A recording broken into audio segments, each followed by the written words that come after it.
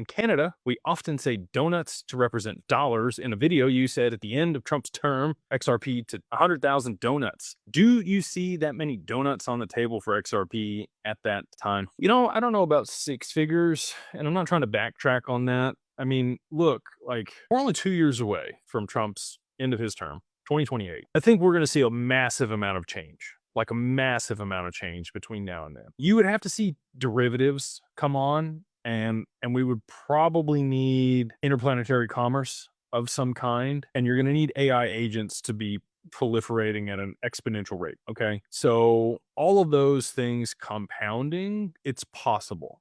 I will say it's possible. Probable, I think high five digits, mid to high five digits is much more likely than six digits by the end of Trump's term. Now, if we're talking 2030, yeah, I could see six digit XRP easily 2030, 2032, somewhere in there. $1 million XRP could also happen in the same time frame. Once 80% of the global economy has been tokenized, you're going to see a ton of value moving over the XRPL. So when I say a ton, I mean like quintillions of dollars, crazy amounts of value. And people will say like, well, the global GDP isn't even that much today. That's the voice I hear when people say that, by the way. When we look at humanoid robots and we look at agents and the proliferation of those, it is going to be a infinite scaling mechanism for the global GDP. That's where that's at. Again, that's going to require a lot of things to happen between now and then. You're going to have to see supply shock. You're going to have to see adoption. You're going to have to see subnets. You're going to have to see payment channels. You're going to have to see batch payments. You're going to have to see a ton of these amendments that they currently have